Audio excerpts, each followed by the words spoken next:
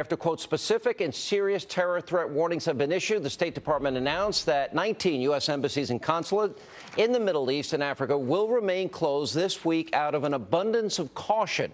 And tonight, Fox News can confirm that the closures resulted from communication that was intercepted between Ayman al-Zawahiri and the head of the Yemen-based al-Qaeda, al-Wuhaysni. Now, joining me now, live from Washington with the very latest, is Fox's own Jennifer Griffin. Jennifer. Hi, Sean. Well, the Pentagon says U.S. forces across the Middle East are on heightened alert tonight, and yet Fox News has learned the 600-person Marine task force formed in the wake of the Benghazi attack returned to its base in Morón, Spain, after weeks of being forward deployed in Sigonella, Italy, despite the new terror alert. Meanwhile, Chairman of the Joint Chiefs, General Martin Dempsey, went to the State Department today for lunch with Secretary of State John Kerry.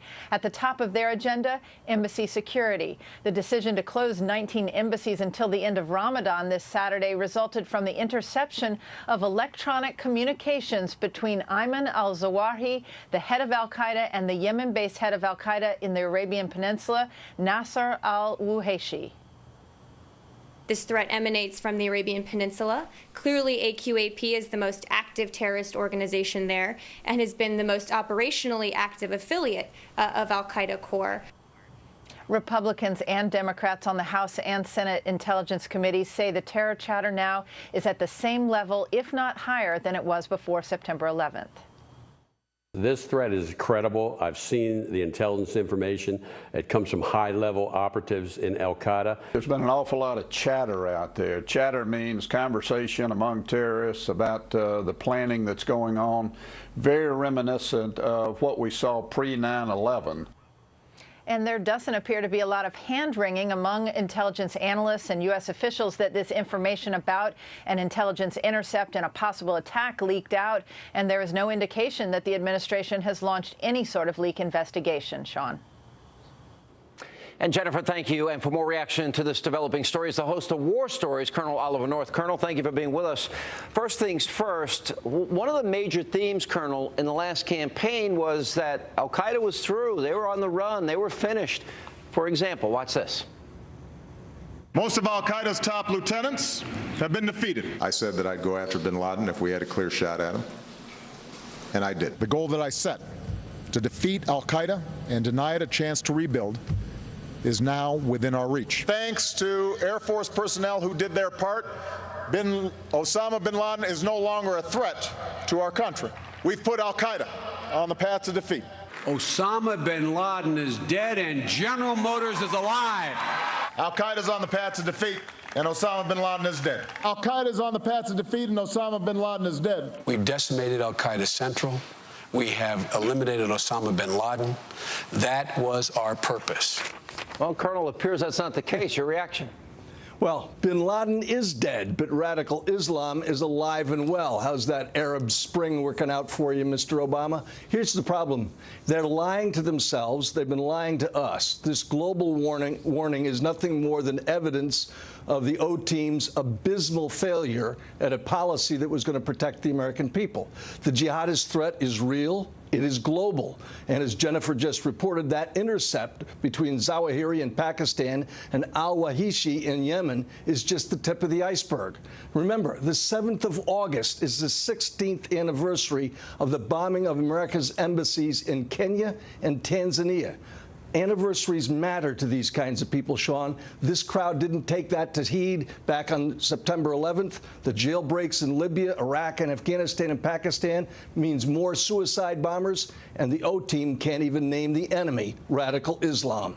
Colonel, I've spoken to a number of senators and a number of congressmen, and they say this threat is real, that they're planning as big an event if they can pull it off as 9/11. You have a lot of sources. What are they telling you? Well, first of all, you can see in the chatter that the lesson learned of Benghazi was learned by the jihadis because they perceive us to be weak. They know that talk is cheap. They know that nothing has happened to any of those who perpetrated the attacks that killed a U.S. ambassador and 3 other Americans in Benghazi. This intercept preceded the propaganda videos that were released by Zawahiri. And thankfully, somebody picked up on it. But the closing of our diplomatic posts, the global travel warning, and the military alert are proof that radical Islam is an even bigger threat today than it was in 9/11/01. Radical Islam is a global franchise. We went from playing offense to playing defense, and the bad guys know it, and they've got to vote. You know, I was one of the few voices here, and you were as well, talking about pushing out Mubarak, the Muslim Brotherhood taking over, the spread of radicalism and the rise of radicalism in the Middle East.